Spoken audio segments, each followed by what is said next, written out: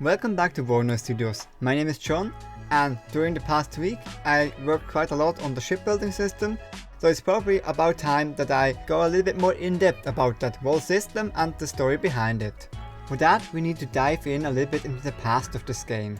Initially it started out as a sailing game, more similar to Sea of Thieves or Salt. And one of the main things I didn't really like about those two games is that your ship was just one static thing or just pre-made. So I really wanted a way that you can make your own ship, and that's basically how the Shipbuilder was born.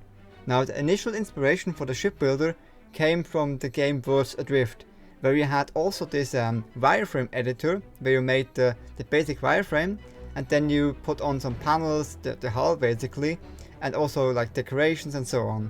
And I quite liked the system, so I tried to see if I can do something similar myself.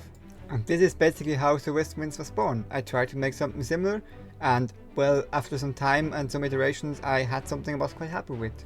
When I had the wireframe similar to Worlds Adrift working, I then did go on to make helms and stuff like that, so you can actually decorate the ship a little bit and yeah, make it look like a medieval ship. This was also the point when I first released a playtest onto Steam, and some of you guys started joining the Discord and give feedback. The main feedback I gotten was, we want airships, and the second one was basically, we want multiplayer. They were not wrong, because I myself really wanted those two things to be in the game, because one of the other big inspirations besides Worlds Adrift is also the game Raft and Subnautica. Now, with Subnautica we don't have multiplayer, but with Raft we have, and I love it so much. Yeah, at this point I really didn't see any way to not have multiplayer, or at least a small scale co-op in the game. On the downside, this meant I need to rework a lot of systems, because if you don't have multiplayer in right away, then you're gonna redo everything, so that's what I had to do. I rebuilt the Shipbuilder to support multiplayer, I rebuilt the character controller to support multiplayer, and that is basically where we are at now. We have now a somewhat functioning Shipbuilder again that can be synchronized over multiplayer. We have the play character again working with weapons and also like damage and so on. So yeah, I'm quite happy with that progress. And so yeah, the past week I now spent some time to update the shipbuilding table I have in the game.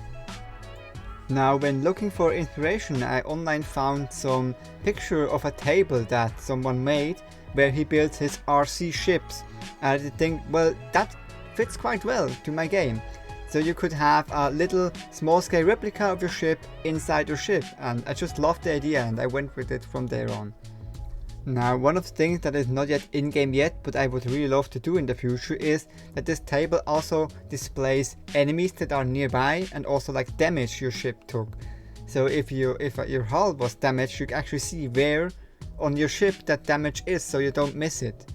And yeah, you can see here now the finished result, and after I had it modeled, I need to implement it into the game.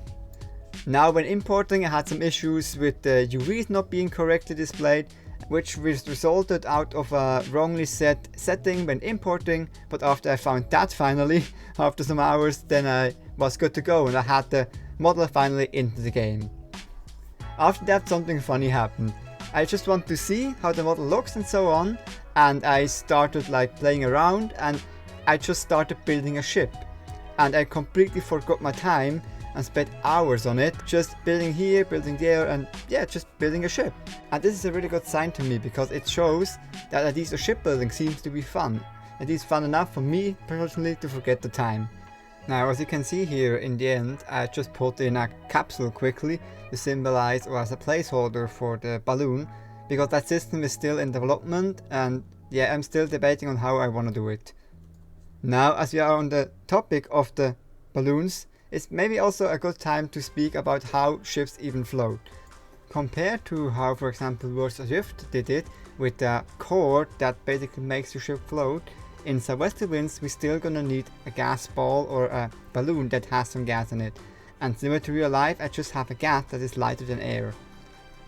Now these gases are quite a lot lighter than what we know here from Earth in real life, because I didn't want Zeppelin big balloons above your ship, but still like the more fantasy look that balloons provide. Also, one of the gases we have in game is also corrosive and one is not, which means early game you will gonna have to deal with an external balloon and somehow shield that.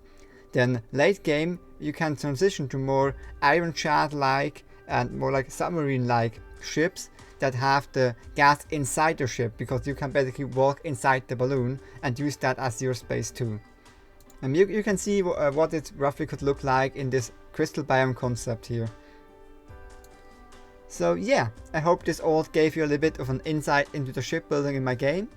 And if you liked what you've seen, then please consider wishlisting the game on Steam. And if you are interested in videos like this where I give weekly updates, then make sure to subscribe to this YouTube channel.